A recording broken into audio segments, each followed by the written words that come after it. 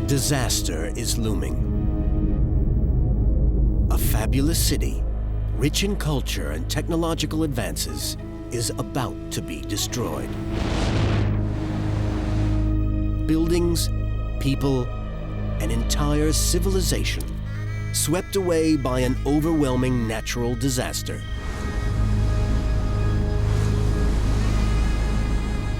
For this is Atlantis, the ancient land that legend has it was sunk beneath the waves 11,000 years ago by a massive cataclysm.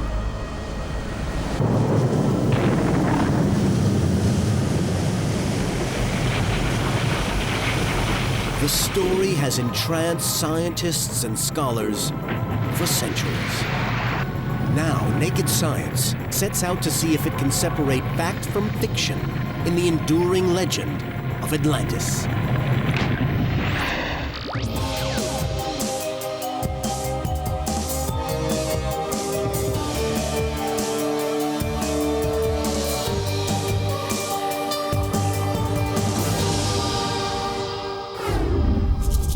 Atlantis is one of the most fascinating of all historical mysteries.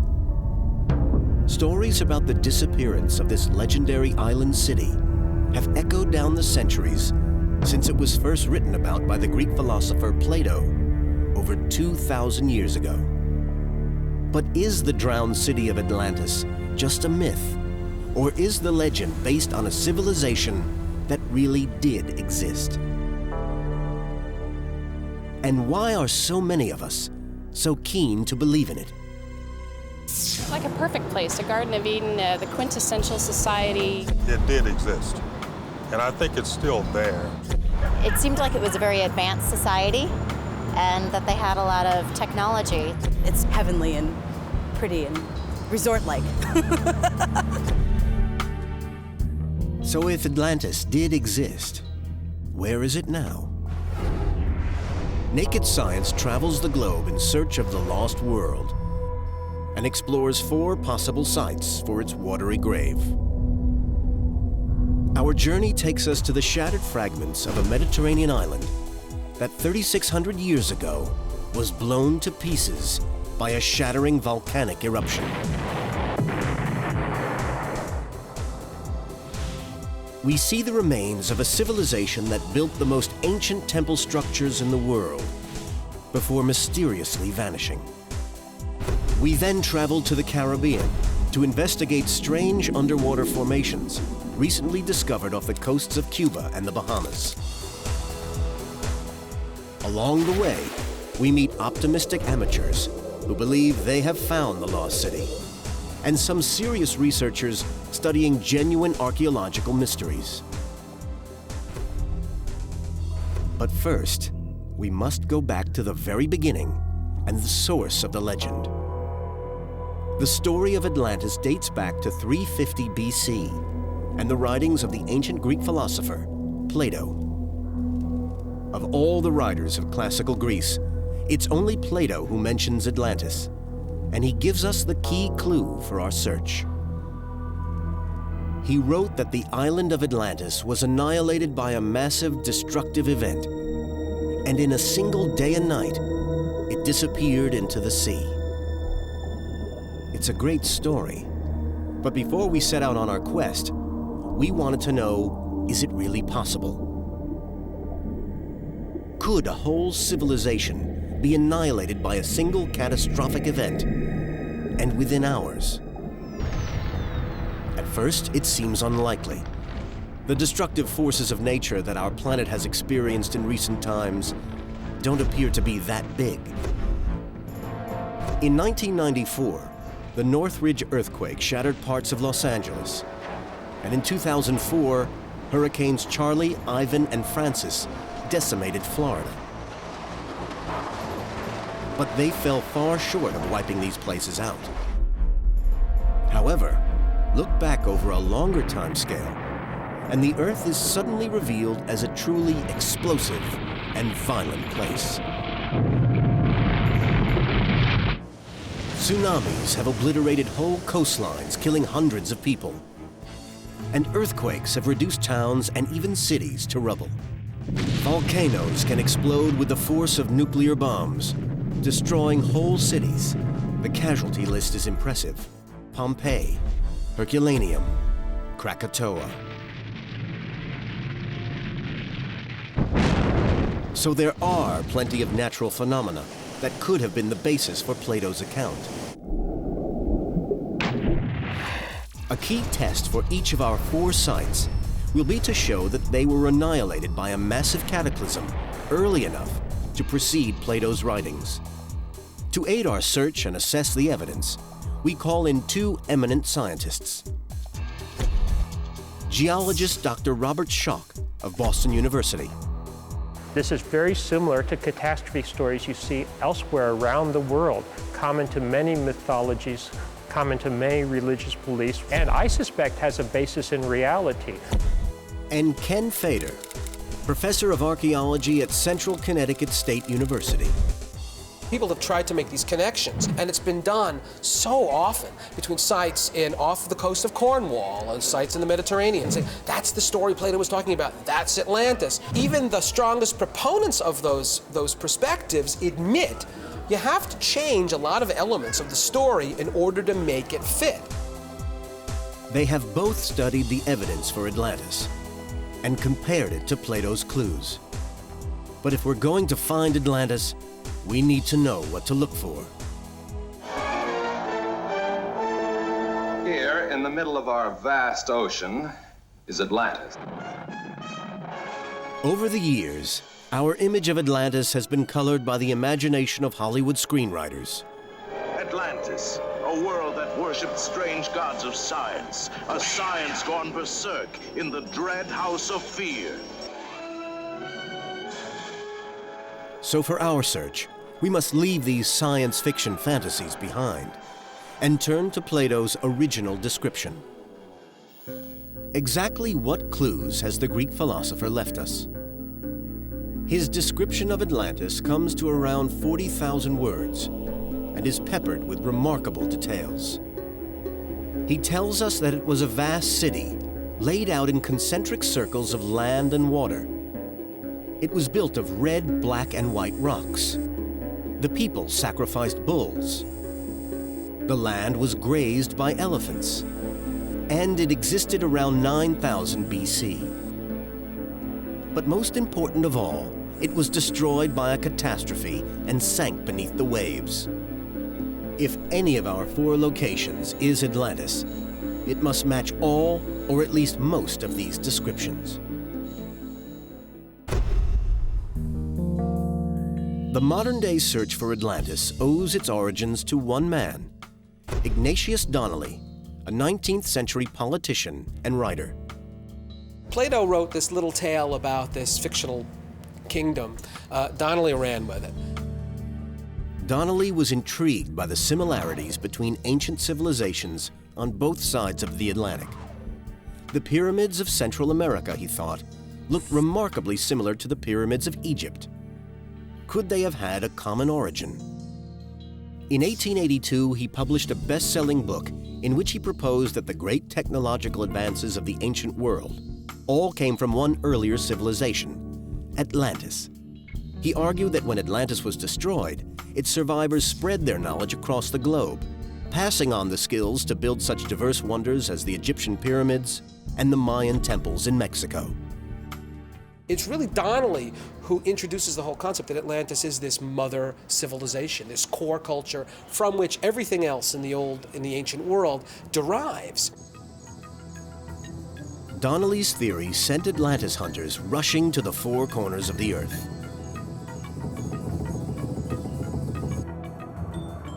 The story of the mythical civilization even attracted the attentions of Adolf Hitler and the Nazis. They became so entranced with the legend that they started to include it as part of their own myth of an Aryan master race. In one of the weirdest episodes of World War II, the Nazis began searching for Atlantis. Next, Naked Science travels to the tiny Mediterranean island that fought the Nazis to save itself and its ancient treasures. Naked Science is hot on the trail of Atlantis The elusive ancient civilization, rich in fine art, technology, and architecture, described by the Greek philosopher Plato in 350 BC.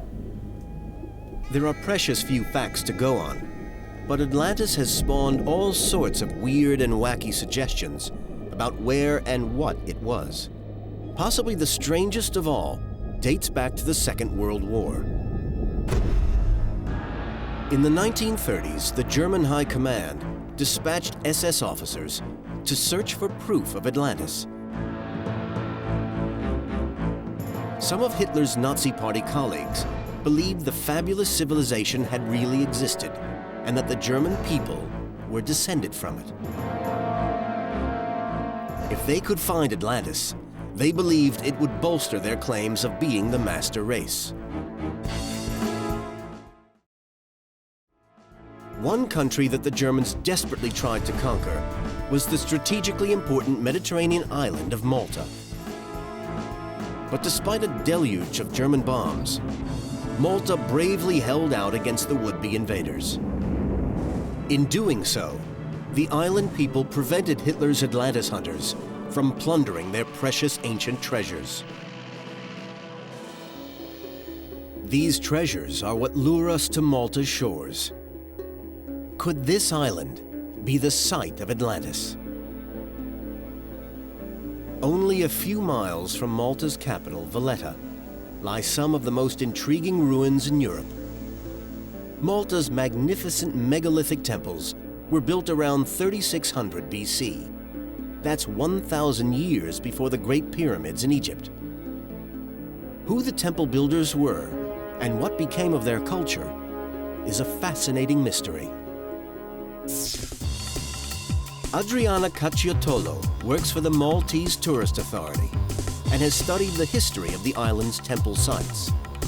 She thinks the early civilization that lived here was so advanced that it could have been the basis for the Atlantis story. At the time of their construction, they were the most sophisticated and advanced architecture anywhere in the world.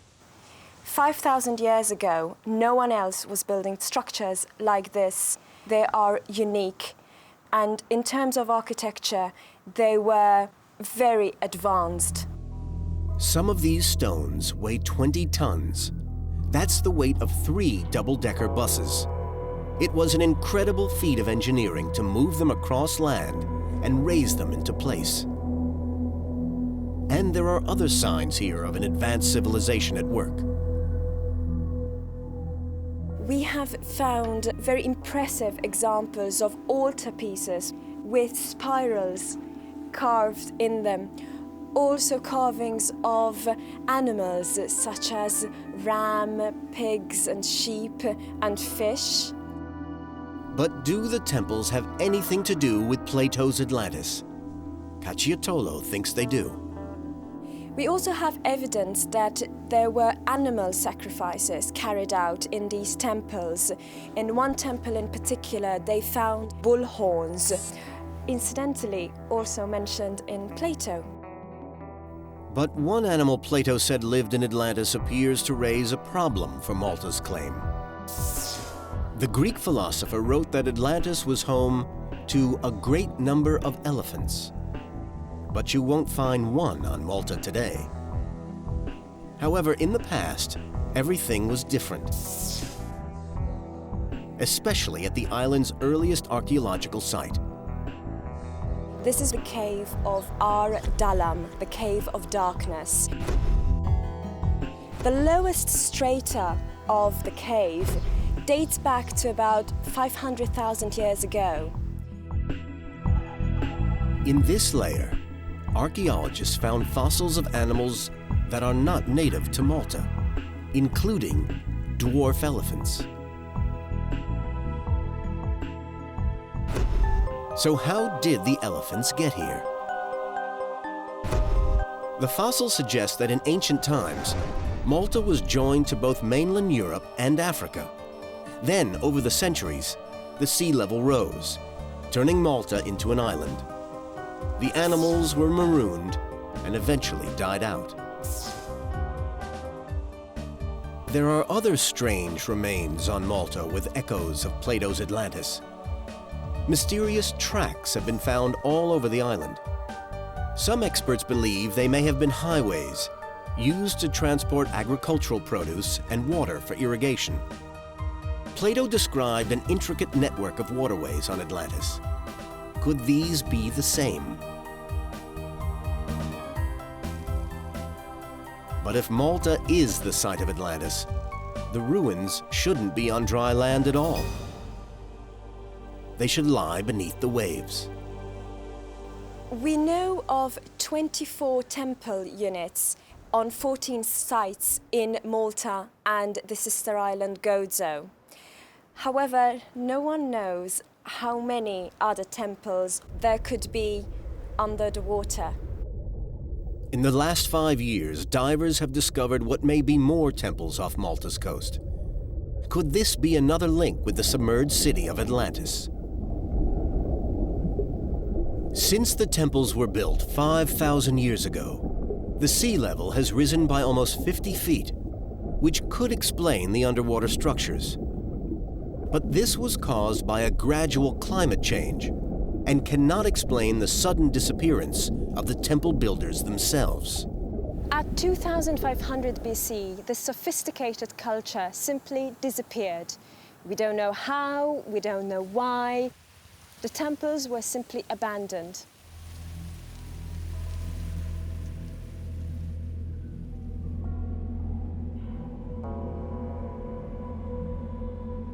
What could have caused this civilization to just disappear?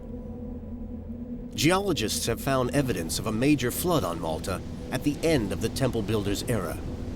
At various ancient sites, mud deposits have been found containing animal and human bones, and soil washed in from the fields. Some enthusiasts now suggest that the temple builders were wiped out by a tsunami. Tsunamis are usually triggered by earthquakes or volcanic eruptions. Earthquakes in the crust under the sea can generate giant waves capable of traveling thousands of miles to devastate any coastline they reach. If the people on Malta were destroyed by a tsunami, it would certainly match Plato's description of the floods that led to the end of Atlantis. So how does Malta shape up on our Atlantis checklist? There is evidence of bull worship. Elephants did once exist here. And the civilization may have been destroyed by a flood. However, the evidence for waterways is extremely weak. The rocks are shades of brown, not red, black, and white. And the temples are only 5,000 years old. Our experts remain unconvinced. Here you have a mysterious, very ancient civilization that we don't understand, we really know very little about. They seem to be very advanced in some ways, but just because we have these mysteries, I don't think that makes it Atlantis in Plato's sense. So the first of our 4 locations gets the thumbs down. Next on Naked Science, we leave the Mediterranean behind and travel across the Atlantic. We think the Bahamas was part of a maritime culture that was in operation during the Ice Age. And that maritime culture, for lack of a better term, is called Atlantis. Could these stones be part of an ancient building? Naked Science dives into the Caribbean to find out next. Is Atlantis fact or fiction?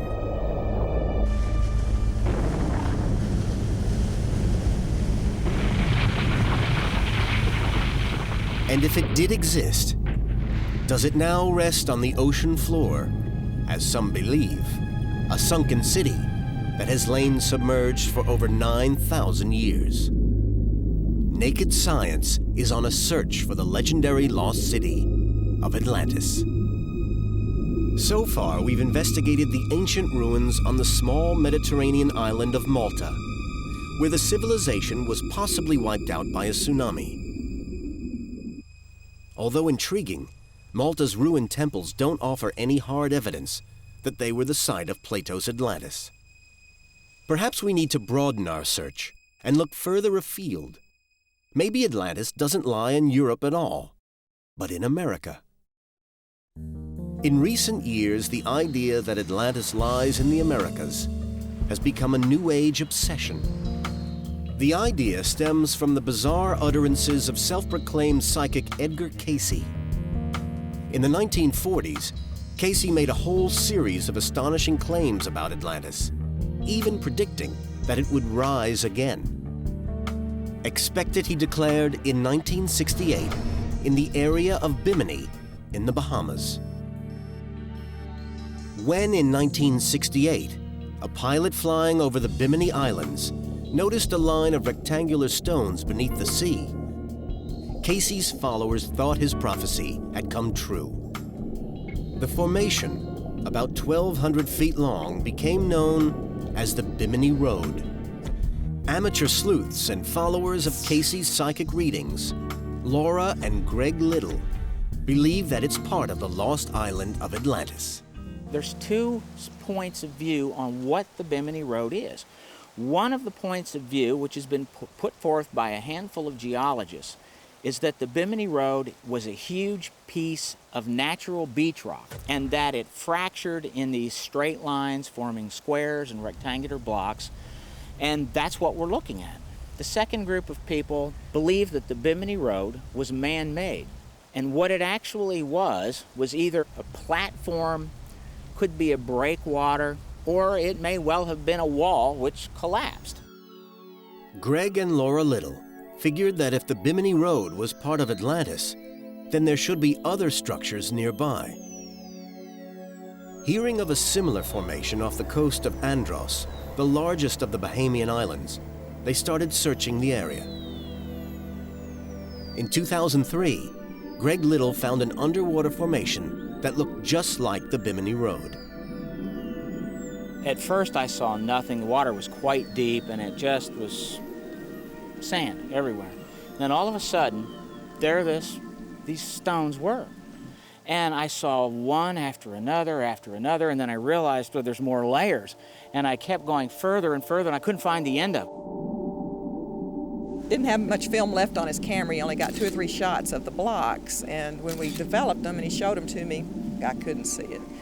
So about a month later, we went back, and this time I got out and snorkeled with him. And as we went along, just regular seabed, and then all of a sudden, here's the blocks, and it's unmistakable. When you see them, it's just too consistent. The size, the lines are very straight. It's just unlike anything we've ever seen before. And I had no doubt once I saw it. I knew why he was excited, and we were both excited then. Without a geological expert to guide them, the Littles have convinced themselves that they have found a harbor or wharf many thousands of years old. It sits right next to the tongue of the ocean. And even if the ocean levels were 300 feet lower then, this platform would have sat right on the edge of the tongue of the ocean. You could have had massive structures on it, and it would have had a commanding view of any ships moving up and down this very deep channel that's quite wide. Greg and Laura Little are not scientists, but they have spent years researching mysteries all over the world, including many theories about Atlantis. Now they've returned to Andros to look for new evidence that the structures they found are man-made.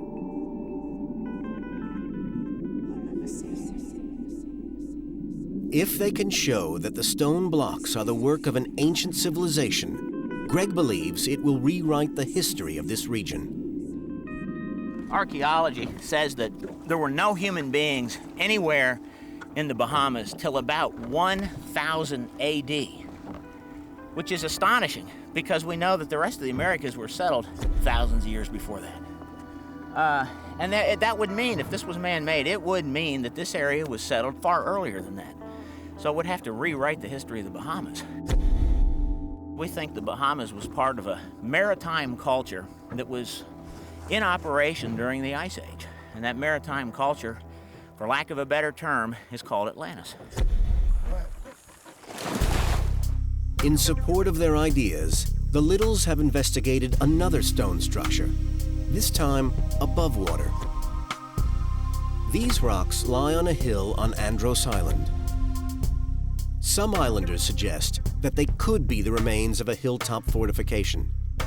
This site has a commanding view over the ocean and the interior of the island, making it a perfect location for a fort or ceremonial building.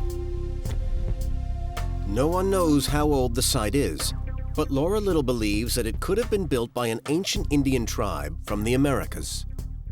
It does remind us an awful lot of what we've seen with Mayan ruins. The Mayans from Central America could have crossed the ocean to the Bahamas, trading and establishing communities. In theory, people could have settled these islands long before we thought. But if they did, what became of them? If the Littles' theory is to stand up, they have to explain why there is no sign of people living on these islands before 1000 AD. It's possible that if people were here, they were wiped out by a natural disaster. But if some terrible event did obliterate them, what was it? Greg and Laura Little believe their end may have come from outer space. Their evidence comes from the eastern part of the United States. Here, between Delaware and Florida, lie thousands of oval depressions known as the Carolina Bays. According to the Littles, around 11,000 years ago, a massive comet entered the Earth's atmosphere. It fractured into two major parts and millions of tiny pieces. The pieces smashed into the eastern half of the United States, creating the Carolina Bays, while the larger parts landed in the Atlantic Ocean.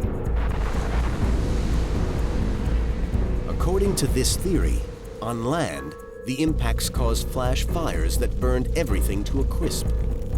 At sea, they created giant waves. When those two big pieces of the comet struck the Atlantic Ocean, they caused tsunami waves that I believe wiped these islands clean of everything that was on. That's why we can't find evidence of humans here before the year 1000, but that's why we can find something like the Bimini Road and this Andros platform. These are massive, built right at the edge of the water, and while everything on top of them may be swept away, the foundations themselves remain. There's just one problem with this theory. Scientists studying the Carolina Bays have found no evidence of a comet impact. Instead, they suggest that they were formed by glaciation or wind erosion, but they don't know for sure. Even though what created the Carolina Bays remains a mystery, Greg and Laura resolutely hang on to the belief that the Bahamas is the most likely site of Atlantis. In their hunt for new evidence, they trawl the area around the underwater stones they found last year. But this latest search is proving frustrating. Well, we were here 4 times last year, and since then, the bottom has been covered with sand. There's a lot more turtle grass on the bottom, too. Nevertheless, we did see a lot of areas that we didn't see at all last year. Actually, the formation is larger than we thought. I managed to clean off several seams between stones, but I can't tell whether they're man-made or not. I'm not really disappointed, but I can say this, that if we don't find out within the next few years what this is, we probably won't know, because it'll be covered with coral by then. So what do mainstream scientists make of the Littles' claims? Dr. Robert Schock is a geologist at Boston University. Does he think the Bimini Road could be the remains of Atlantis? I have to admit, I've not been to Bimini to look at it firsthand, but what I've seen of the photographs, what I've seen of the best technical reports, which I have scoured through, I'm not even convinced it's artificial, much less Atlantis. And I have had experience diving on other sites that were said to be artificial, and I found were absolutely natural, maybe unusual natural formations, but natural. You can get patterns in nature also. So how do the Bahamas rate on our Atlantis checklist? The underwater rocks are probably natural, not man-made structures destroyed by a catastrophe. We have no firm evidence of a catastrophic event pre-Plato, around 9,000 years BC. And there is no evidence of canals, red, black, and white buildings, bull sacrifices, or elephants. If Atlantis ever existed, it almost certainly wasn't here. Despite Greg and Laura's passion, naked science has once more drawn a blank. So could our next location offer more hope? In 2000, a team of scientists searching the seabed off Cuba made an intriguing discovery. Deep below the waves, they found huge structures that may have been the work of an ancient civilization.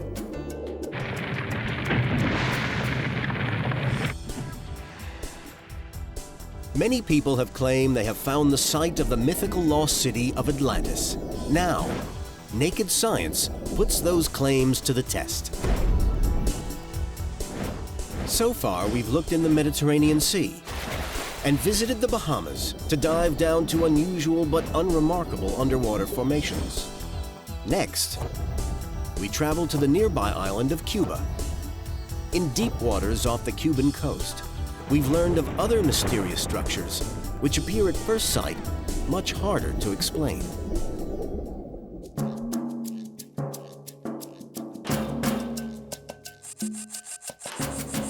Marine engineer Paulina Zalitsky and her husband Paul Weinswag worked together surveying the oceans of the world. But Atlantis was the last thing on their minds when they set off to search the seabed in December 2001. They had been hired by the Cuban government to search for sunken galleons containing treasure from the Spanish colonies. The seabed is 2,000 feet deep, way too deep to scuba dive. So they survey the area with side-scan sonar, a device that uses sound waves to produce images of the sea floor. They don't find Spanish galleons, but they do find something unexpected. We saw a huge submarine, very large submarine. We don't know whose submarine, but it was right there in area on ocean bottom. They had stumbled upon modern military activity in progress, but their encounter was brief. The submarine moved away before it could be identified. But a little later, their side-scan sonar lights up with another startling image. The graphics had symmetry and geometry and architecture to it, things that did not look natural. The structures look man-made, almost like something out of a James Bond movie. We decided that it's probably something related to submarines. Maybe it is a world underwater submarine terminal, you know, very large, really large one, like international airport. They take the data back to their laboratory for analysis. For months, Zalitsky plows through the scientific literature, trying to find an explanation for what they have found. Every day, I studied for 6-8 hours. 6 months later, I lifted my face to the wall, and there was this Mayan calendar. The Mayan building on the calendar appears to match the images on the side-scan sonar. To her eyes, the underwater formation has a similar layout to ancient Mayan cities in Central America. Could the objects be man-made? Curious to learn more, Weinswag and Zalitsky sail back to the site. This time, they send down a submersible camera. The images they capture are highly unusual. There are regular-shaped rocks, some of them forming structures almost 150 feet high, and they stretch over an area of 8 square miles. These artists' impressions, based on the side-scan sonar, reveal what the structures might look like. They appear man-made, but geologist Robert Schock is not so sure. What some people see as pyramids, maybe other types of buildings, maybe some kind of regular pattern suggesting some kind of urban layout, maybe if you want to call it a city. Very interesting, very intriguing, but is it definitive? I don't think so. What concerns Schuck is that most ancient ruins lie at depths of less than 100 feet. No one has ever seen anything this deep. To have structures under 2,000 feet of water and to suggest that they're artificial, you have to explain that somehow. Could they be artificial? Conceivably, yes, if there was some kind of tectonic activity, maybe a catastrophe like Plato describes, that caused them to sink so deep. But still, this is something that really needs to be investigated. If there was a violent event that caused the land here to sink, no one knows what it was. But from circumstantial evidence he's collected, Paul Weinswag thinks the structures could once have stood on an island. When our consulting geologist went out with us, he showed us the outlines of an existing island that had sunk. Could the structures at the bottom of the sea have once looked like this? According to Weinswag, a story uncannily similar to the Atlantis tale appears in the oral legends of the Yucatan province of Mexico. It describes the origins of the native people. These origins were traced to an island that sank to the east of Mexico in a great cataclysm. In one night. In a single night. And this island had been peopled by a tall white race that had seeded the advanced forms of culture, architecture, astronomy, agricultural science, and so on. So is there any possibility that this is Plato's Atlantis? How does the Cuban site fare on the naked science checklist? If the structures are man-made, then they must have been sunk by a catastrophe. But there is no indication of when it was, or any sign of red, black, and white rocks. And hardly surprisingly, there is no evidence of circular canals, bull worship, or elephants. Intriguing? Absolutely. Science still has a lot of work to do in Cuba's deep sea. But is this Atlantis? Probably not. I'm not convinced that they're artificial, much less Atlantis. But do I leave the possibility open? Yes. It deserves a lot more investigation. Weinswag and Zalitsky have already planned their next expedition with manned submersibles and vastly improved lighting and photographic equipment. They hope that next time they will bring back conclusive proof of a great ancient civilization that once thrived in the Caribbean. Having had little success here, we head back once more across the Atlantic to the Mediterranean. Our last candidate, and perhaps the strongest contender for Atlantis, is an island that lies close to ancient Greece. Here, one of the most sophisticated cities ever to have arisen in the ancient world was blown to smithereens in one of the worst natural disasters in human history. Perhaps this is, once and for all, the origin of the legend of Atlantis.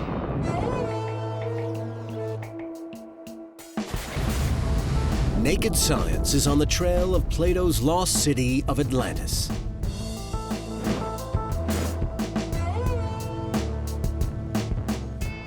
Although explorers and cranks have claimed dozens of sites to be the remains of the lost civilization, probably the best candidate of all is the Greek island of Santorini. Here in 1967, archaeologists sensationally discovered a beautifully preserved ancient city buried deep below the earth. They quickly established that it belonged to an advanced civilization, the Minoans, based on the nearby island of Crete. Famous for their magnificent palaces and beautiful frescoes, the Minoans controlled a vast empire long before the rise of classical Greece. But about 3,400 years ago, they suddenly and mysteriously disappeared. Might this be the civilization of which Plato spoke?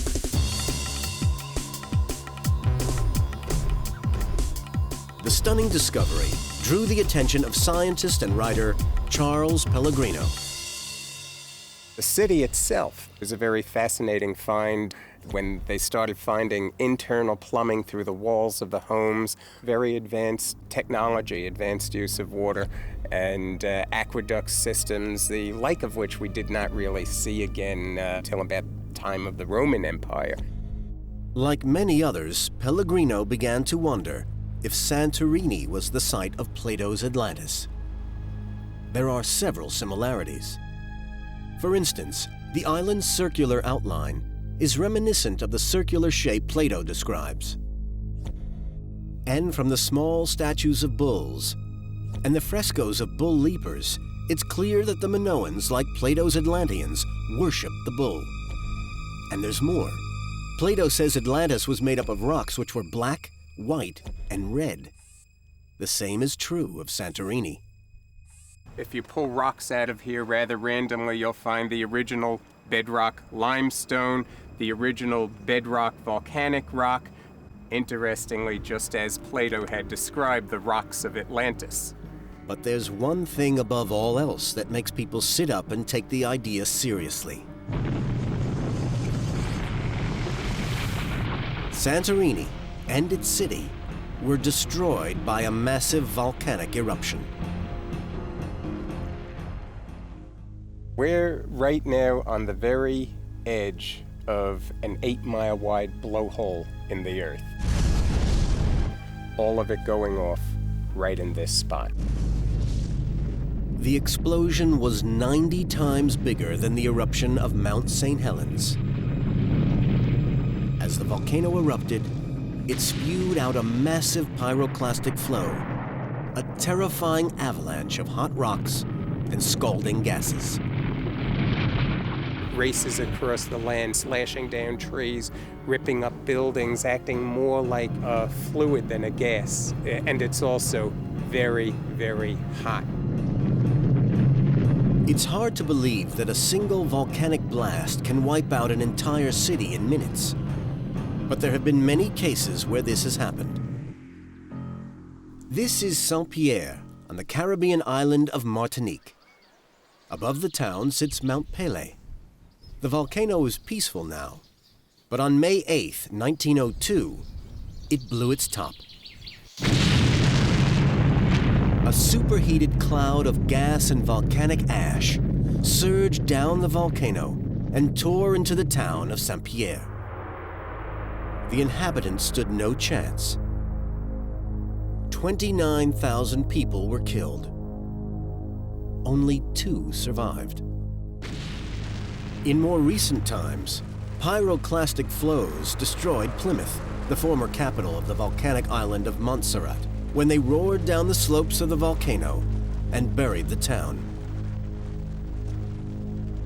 The ash and debris are so deep that today, only the tops of the houses are visible. But the eruption on Santorini was much bigger than this. From the layers of rock and ash laid down in the blast, Charles Pellegrino was able to paint a detailed picture of the events surrounding the eruption.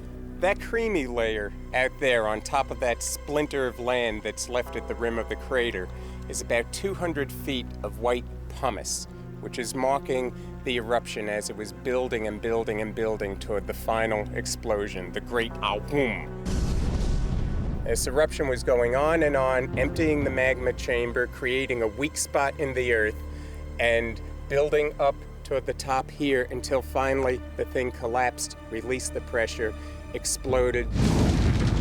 After blowing its top, the volcano collapsed, creating a hole the size of Manhattan in the center of the island. In the immediate aftermath of that explosion, you would have seen the water coming in over these cracks in what was left of the island, and one of these ships would have looked like just a mere twig going over the edge of Niagara Falls, and this would have made Niagara Falls look like a little trickle. Almost 4,000 years of history was derailed in an entirely new direction. It was pretty much the end of Minoan civilization, and that's what we're looking at up here. It was the end of their world. So could Santorini itself be the true site of Atlantis? It had a sophisticated culture, and it was certainly wiped out by a lethal cataclysm. But there's just one problem. Plato says that Atlantis was destroyed 9,000 years earlier, and the explosion at Santorini happened around 1630 BC, only 1,300 years before Plato was writing. It's a major drawback, but it doesn't change Charles Pellegrino's conviction that this may well be the site of Atlantis. There are scholars who've been arguing for years over whether Plato really meant 9,000 years ago or whether he meant 900 years ago. What Plato says is, he says it's a story based on something real, and you have to give him the right to be able to exaggerate if what he was creating was a kind of fable. So how does Santorini fare on our Atlantis checklist? Admittedly, it isn't as old as Plato said. And there are no signs that elephants lived here. But the rocks are the color Plato described. It has a circular shape. There was definitely a strong cult of bull worship. And a huge part of the island sank beneath the waves. But is this enough to make it Atlantis? To ancient Greeks like Plato, the legends of the Minoans must have made them sound like a kind of super race, and their dramatic demise would certainly have inspired the poet in him. But some of our experts believe that too many of the facts about the Minoans have been twisted to fit Plato's story. How many elements of the story are you allowed to change and still say, well, they're the same story? Well, in some cases, we have to change how long ago it happened, where it's located, how large it is. I can make a rat a cat by changing elements of that rat, but that doesn't really make a rat and a cat the equivalent. The Minoans were an advanced civilization. But was Atlantis one of their cities? Perhaps we shall never know. On our journey, we've traveled the world in search of Plato's Atlantis, examining some of the sites that enthusiasts and believers consider to be the leading contenders. On Malta, we discovered a forgotten civilization of temple builders.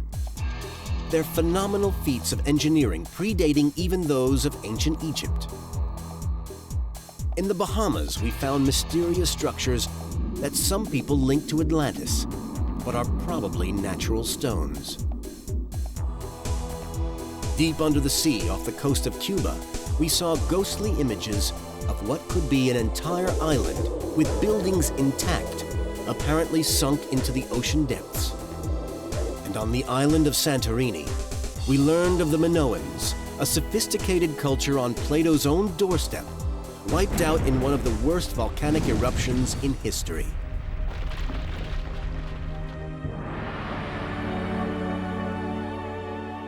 In each place, we have seen fascinating parallels with Plato's description of Atlantis. But none fits the story perfectly. Naked science concludes that, based on the evidence we have, Atlantis must remain a mystery, no more than a myth.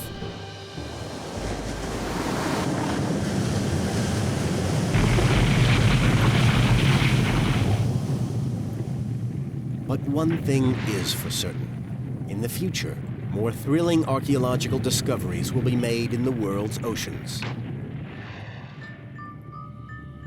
And who knows, maybe naked science could yet be proved wrong. Maybe somewhere out there, waiting to be discovered, is the place that Plato called Atlantis.